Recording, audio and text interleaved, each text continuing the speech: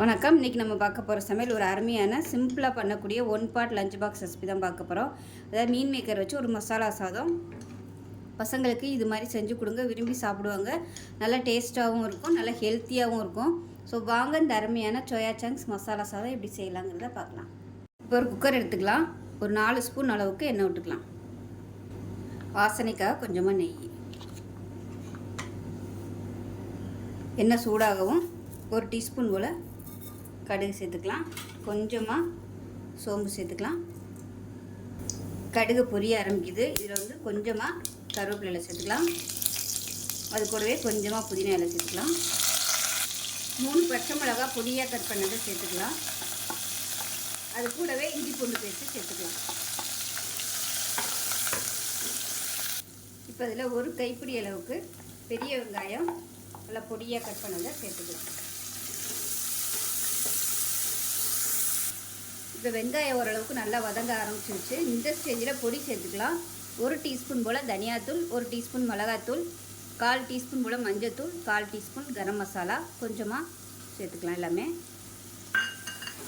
இது கூடவே தேவையான அளவுக்கு உப்பும் சேர்த்துக்கலாம். இது கூடவே கொஞ்சம் சிக்கன் மசாலா தூள் சேர்த்துருக்கேன், சொல்ல மறந்துட்டேன். அதுவும் 1 டீஸ்பூன் போல் சேர்த்துக்கோங்க.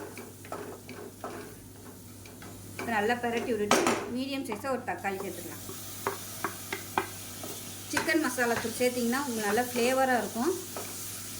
எந்த சிக்கன் மசாலா வேணாலும் நீங்கள் சேர்த்துக்கலாம். நம்ம சிக்கன் 65 பண்ணுவோம், அந்த பொடி இருந்தால் கூட சேர்த்துக்கலாம். இல்லை குழம்பு வைக்கிற மசாலா, அந்த மாதிரி கிரேவி அதுக்குள்ளே மசாலாவாக இருந்தாலும் அதுவும் சேர்த்துக்கலாம்.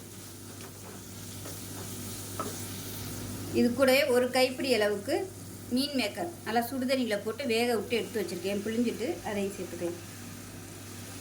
இதோட சேர்த்துட்டோம்னா அந்த மசாலா நல்லா உள்ளே இறங்கிடும்.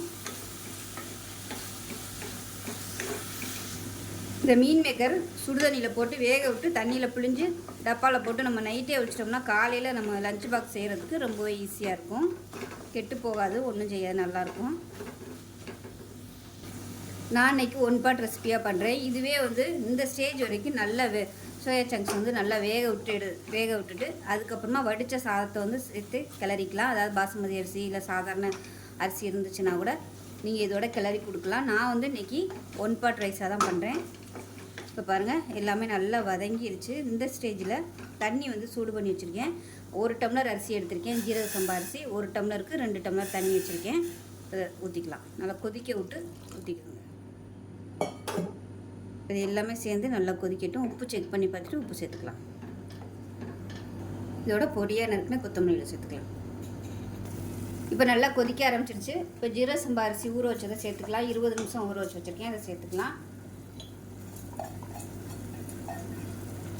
சேர்த்துட்டு நல்லா கலந்து விட்டுக்கலாம். கலந்துட்டு குக்கரை மூடி வச்சிடலாம். குக்கரை மூடிட்டு நல்லா ஒரு 2 விசில் விட்டுட்டு ஸ்டீம் போனதுக்கப்புறம் பார்க்கலாம்.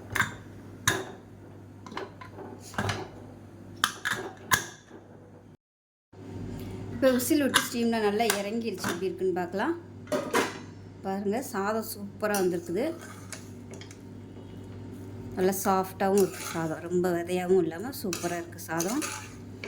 நல்லா டேஸ்ட்டாக இருக்கும். லஞ்ச் பாக்ஸுக்கு இது மாதிரி செஞ்சு கொடுத்து விடுங்க, ரொம்ப பிடிக்கும் பசங்களுக்கு. ஸோ இந்த வீடியோ பிடிச்சிச்சுன்னா லைக் பண்ணுங்கள், கமெண்ட் பண்ணுங்கள், சேனலை சப்ஸ்கிரைப் பண்ணுங்கள், பக்கத்தில் பெல் பட்டனையும் ப்ரெஸ் பண்ணுங்கள். நன்றி.